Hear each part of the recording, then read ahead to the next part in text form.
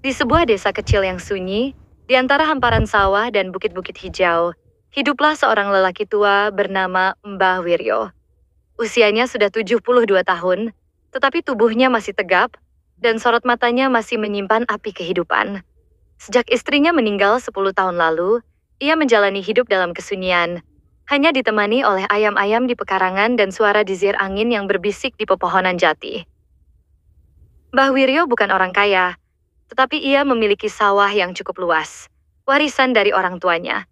Ia dihormati di desa sebagai orang yang bijaksana dan selalu membantu siapapun yang membutuhkan. Namun, di balik senyum ramahnya, ia menyimpan kesepian yang dalam. Malam-malamnya selalu dingin, bukan karena udara, tetapi karena ranjangnya selalu kosong. Suatu hari, seorang gadis muda bernama Siti datang ke desa itu.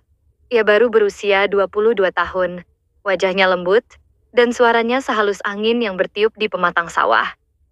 Siti bukan berasal dari desa itu. Ia datang dari kota setelah keluarganya jatuh miskin. Ayahnya yang dulu seorang pedagang bangkrut dan meninggal karena sakit, meninggalkan Siti dan ibunya dalam keadaan sulit. Karena tak ingin menjadi beban, Siti memilih untuk tinggal bersama bibinya di desa dan mencari pekerjaan. Tanpa disengaja, langkahnya membawanya ke rumah Mbah Wiryo.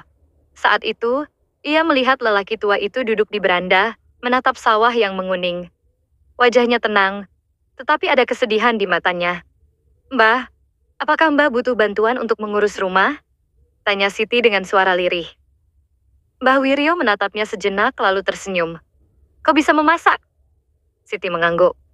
Sejak hari itu, ia mulai bekerja di rumah Mbah Wiryo. Setiap pagi, ia memasak sarapan, membersihkan rumah, dan kadang membantu Mbah Wiryo ke sawah. Seiring waktu, mereka semakin akrab. Siti tak hanya melihat Mbah Wiryo sebagai majikan, tetapi juga sebagai sosok yang penuh kasih sayang. Sementara itu, bagi Mbah Wiryo, Siti seperti cahaya yang mengusir kesunyian di rumahnya. Namun, kabar tentang kedekatan mereka mulai menyebar di desa.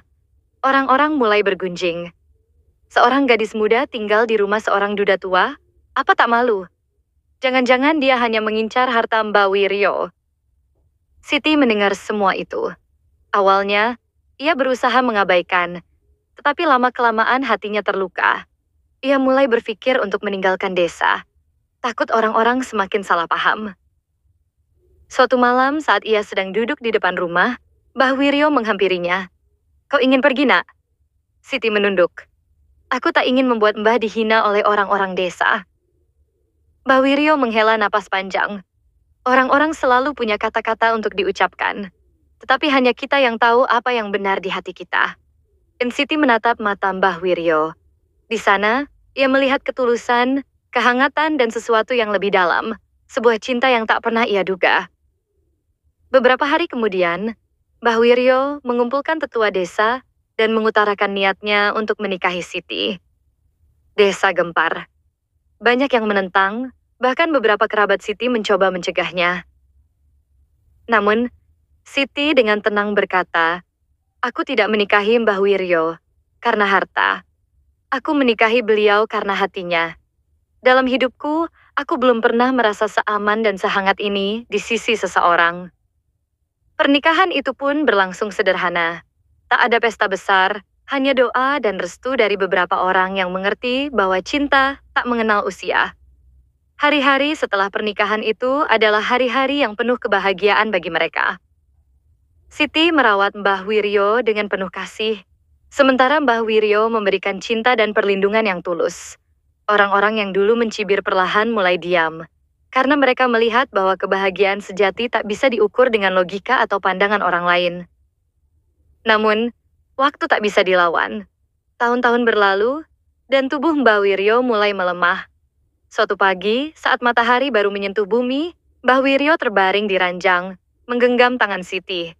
"Terima kasih telah menghangatkan tahun-tahun terakhirku," bisiknya. Air mata Siti jatuh, tetapi ia tersenyum. "Terima kasih telah mencintaiku dengan begitu tulus, Mbah."